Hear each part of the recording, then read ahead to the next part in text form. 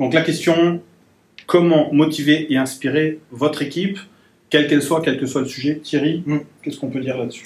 Ouais, il y a plein de choses à dire. Motiver une équipe, ou se motiver soi-même, ou motiver les autres services, les collègues, etc. C'est un enjeu qui est majeur, parce qu'on cherche tous à motiver les autres ou à se motiver soi-même. Mais il n'y a pas que le mot derrière, il y a tout un acte. C'est un acte managérial que de motiver. Et il y a quelques techniques, donc on peut en proposer une, par exemple, de questionner.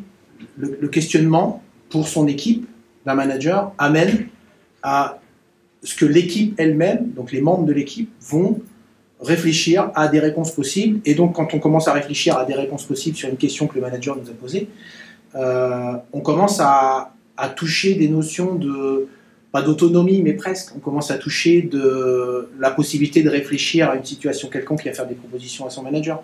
En fait, on touche des dimensions où on est activé. Et une équipe qui est activée par son manager aura tendance à être un peu plus, alors on appelle ça la motivation, ou être engagé un peu plus, ou à faire des pas, ou à faire des propositions, ou être un peu plus autonome. Mais le principe même d'un manager, c'est de dire, ok, bon, ensemble, on a ce sujet-là à traiter, vous voyez ça comment? Moi, j'ai ma vision, comment vous voyez ça? Comment toi, tu vois ça avec ton opinion personnelle? Toi, comment tu vois ça? Il y a quelqu'un qui va dire, bah, ça serait peut-être, pourquoi pas intéressant de faire comme ceci, de prendre de ce côté-là, de faire ça comme ça. Et en fait, vous animez quelque chose, vous mettez une sorte d'âme dans votre équipe au travers des opinions individuelles de chacun que vous regroupez pour faire de l'opinion collective. Et c'est le collectif qui, à un moment donné, va vous amener en tant que manager des propositions, de l'engagement. Quand vous avez une équipe qui vous dit non, t'inquiète, c'est bon, on a traité le sujet, c'est fait. Quand on est manager, pour l'avoir vécu, franchement, c'est excellent, quoi. Et donc, en fait, ça génère quelque chose qui est positif en termes d'émotion, qui est la notion de reconnaissance, la notion, alors on n'est pas à fond d'autonomie, voilà, autonomie, reconnaissance, responsabilisation. En fait, c'est d'aider les personnes à ce qu'elles puissent être un peu libres pour réfléchir elles-mêmes au job qu'il y a à faire, plutôt que d'avoir un manager qui vient en disant, bah voilà, il y a telle mission, je vous demande de la faire comme ça. Et puis j'attends sous 15 jours le résultat, puis je viendrai vérifier que vous faites bien le boulot.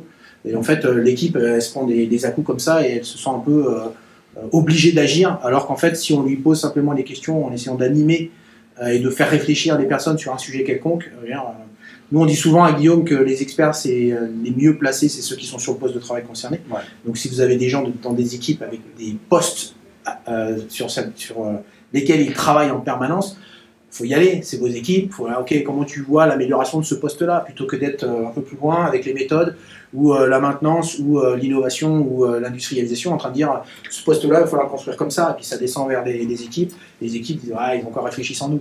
Donc la motivation et l'engagement des équipes, c'est aussi le fait de les faire participer énormément, au travers d'un certain nombre de questions qu'on peut poser pour amener des échanges, du débat, des discussions. On vous souhaite tous nos vœux de réussite. Et si la vidéo vous a intéressé, partagez-la. Faites donc.